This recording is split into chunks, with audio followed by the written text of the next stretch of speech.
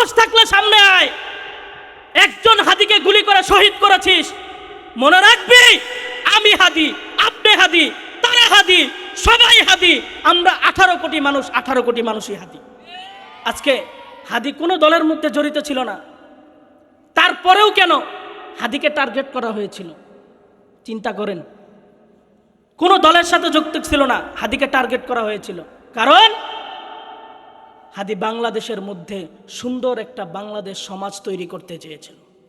এই স্টেজে ওঠার আগে আমি খবর পেয়েছি যে আপনারা সকলে জানেন শরীফ উসমান হাদি, চিনেন তো?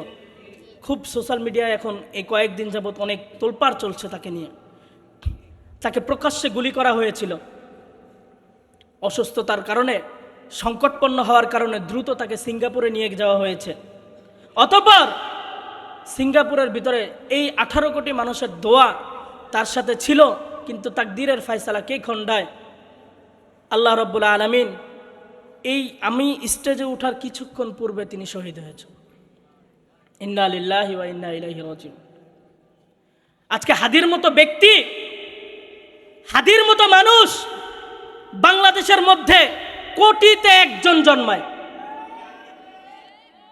হাদি জন্ম নেয় না ঘরে ঘরে, হাদি জন্ম নেয় প্রত্যেকটা মায়ের অন্তরে। ইতিহাস সাক্ষী, ইতিহাস সাক্ষী।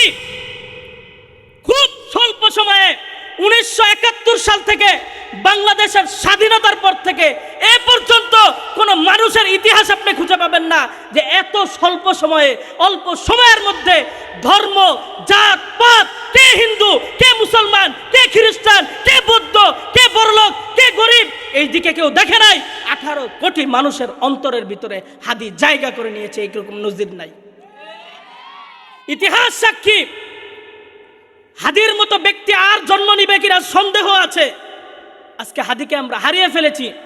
হাদি প্রত্যেকটা মানুষের অন্তরে ছিল, শুধুমাত্র ফ্যাসিস্টরা ছাড়া। হাদি প্রত্যেকটা অন্তরে ছিল। যারা আজকে হাদির বিপক্ষে কথা বলবে তাদেরকে মনে করা হবে ভারতের কুত্তা, ভারতের কুত্তা। সাহস থাকলে সামনে আয়। একজন হাদিকে গুলি করে শহীদ করেছিস, মনে রাখবি আমি হাদি, আপনি হাদি, তারা হাদি, সবাই হাদি। আমরা 18 কোটি মানুষ, 18 কোটি মানুষই হাদি।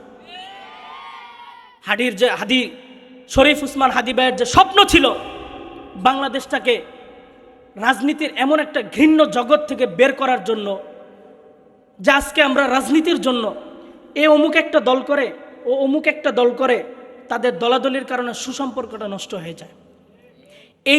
এই যে একটা ঘৃণ্যতম প্রথা, হাদির সবচাইতে বড় স্বপ্ন ছিল ঐক্যমত পোষণ করা।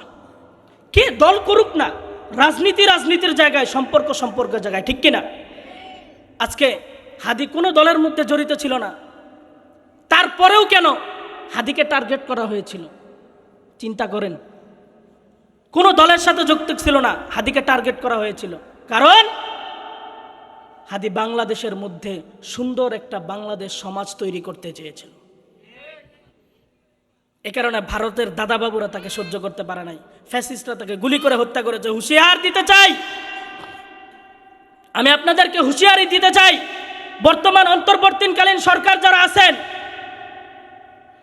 আপনাদের উচিত বাংলাদেশের মধ্যে যেভাবেই পারেন না কেন, যে কোনো পর্যায়ে পারেন না কেন, আপনারা, হাদি চলে গিয়েছে কিন্তু মনে রাখতে হবে হাদি মৃত্যুর পূর্বে বলে গিয়েছিল যে আমাকে যদি গুলি করে শহীদ করা হয় আমার কোনো আফসোস নাই, প্রতিটা ঘরে ঘরে হাদি তৈরি হবে। আমার শুধু চাওয়া একটাই, যারা আমাকে মেরে ফেলবে জাতির সামনে যেন, প্রত্যেকের সামনে যেন প্রকাশ্যে তাকে শাস্তি দেওয়া হয়, যাতে এই শাস্তির কারণে প্রতিটা ঘরে ঘরে যে হাদিরা জন্ম নেওয়ার সাহস খুঁজে পাবে সেই সাহস যেন বঞ্চিত না হয়, সেই শাস্তি দেখে যেন প্রত্যেকটা ঘরে ঘরে হাদি যেন জন্ম নেওয়ার চিন্তা লালসা তৈরি করে। এ কারণে অন্তর্বর্তীকালীন সরকারের কাছে আমাদের আবেদন যে যদি বর্তমানে হাদিদেরকে যারা খুন করা হয়েছে তারা যদি ভারতেও পালিয়ে যেয়ে থাকে, আপনি ভারতের সরকারের সাথে পররাষ্ট্র মন্ত্রণালয়ের সাথে কথা বলেন এবং পররাষ্ট্র মন্ত্রণালয়ের সাথে কথা বলার পরে আপনারা দরকার হয় অগ্রিম আপনারা গ্রেফতার করে তাকে বাংলাদেশে নিয়ে আসার ব্যবস্থা করেন, বাংলাদেশে নিয়ে আসে প্রকাশ্যে তাকে শাস্তির ব্যবস্থা করেন। অনতি বিলম্বে পুরো বাংলাদেশ টেকনাফ থেকে তেতুলিয়া আমরা 2024-এর মতো পুরো বাংলাদেশকে অচল করে দিতে রাজি আছি। এই কারণে হাদির শাস্তির দাবি করতে পারবো তো ইনশাআল্লাহ? হাদির শাস্তির দাবি চাই কি চাই না? প্রত্যেকেই অনলাইনে সোশ্যাল মিডিয়ার ভিতরে অ্যাক্টিভ আছেন, প্রত্যেকেই সোশ্যাল মিডিয়ার ভিতরে এখন শুধুমাত্র কথা একটাই চলবে, নির্বাচন করতে হবে, দেশকে সুন্দর করতে হবে। কিন্তু তাই বলে নির্বাচনকে দেখিয়ে সুন্দরভাবে আলু আর পেঁয়াজের দাম দেখিয়ে আপনি হাদির বিচারকে দমিয়ে রাখবেন। বাংলাদেশের মুসলমান আর ওই ফ্যাসিস্ট হাসিনার মতো এত আলু মূলা খাওয়া, এত সুজি খাওয়া চুপচাপ না। বাংলাদেশের জনগণ চুপ করে থাকবে, আপনারা আলু আর পেঁয়াজের দাম দেখাবেন, বাংলাদেশের মুসলমান এটা মানবে না। বুঝতে পেরেছেন?